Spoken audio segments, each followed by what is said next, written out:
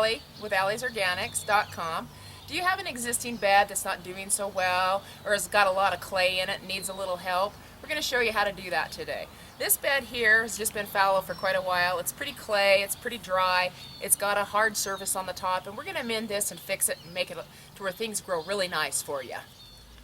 The soil here has got so much clay in it that's actually cracking. Right through here you can see that. Plus there's a lot of rocks in here. So it's a good idea to come through and pick out as many rocks as you can. They're not going to hurt this size, but there's no sense in having them in there. One of the things that we're going to add is peat moss. I like peat moss because it holds the moisture and it also holds the nutrients. The other thing that we're going to add is perlite. It's perfectly pH balanced, but there's no nutrients in it. All it really does is give you fluff and drainage. The other thing that we're going to add is compost. Of course, we always add compost. So we're going to mix these three. We're going to pour them in the bed and we're going to turn it into the soil. This bed is 6 foot long by 3 foot wide. The soil level's low, especially on that end. For what we're going to add, it'll be fine. It'll be a little mounded, but by the end of the season, it'll be flat and flush, and it'll be just fine. We're going to add 1.5 cubic foot of peat moss, approximately, and 1.5 cubic foot of perlite, and we're going to add 2 bags of compost that's 1.5 cubic foot to this size. There's no real math to this. We're just going to start layering them in. There's our peat moss.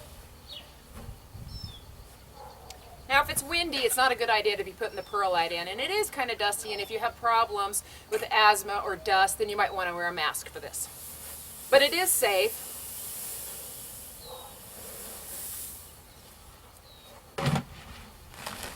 Now our compost.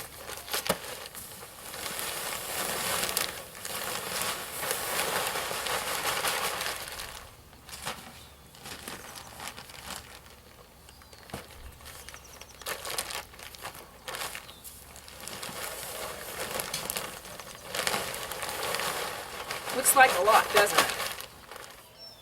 Okay, now we're just going to mix this all in. If you can mix this a foot with the existing soil that's in your bed, that'll be best. 18 inches would actually be better. Sometimes that's hard. You can do this with a shovel, which I kind of like to do right at first, but you could also use a till or two.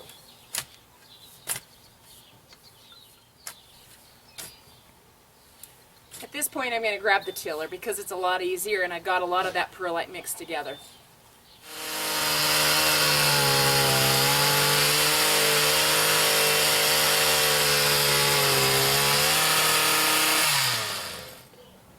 I'm just going to smooth this out and kind of create a light little mound. You can see how it's mounding up in the middle, but that's okay because it will settle. Okay, at this point, I'm going to add some green sand. Green sand has actually been used since the 1700s. It's loaded with minerals. It's considered a soil conditioner. It's got lots of potash in it too, which will feed the soil. And for clay soils, it helps with drainage. Helps loosen the soil up. That's about a pound for this size. Just work that in the first 3 or 4 inches. Now that we're all smoothed out, we're just going to water it in, help it settle. This is really important if you're planting by seed, because if it settles, it might bury your seeds too deep.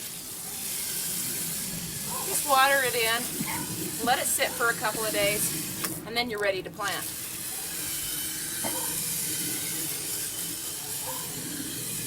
In a matter of minutes, we were able to add soil amendments to the bed, add some fertilizer, water it in, and in a couple of days, we're ready to plant. I'm Allie with Allie'sOrganics.com. Happy gardening.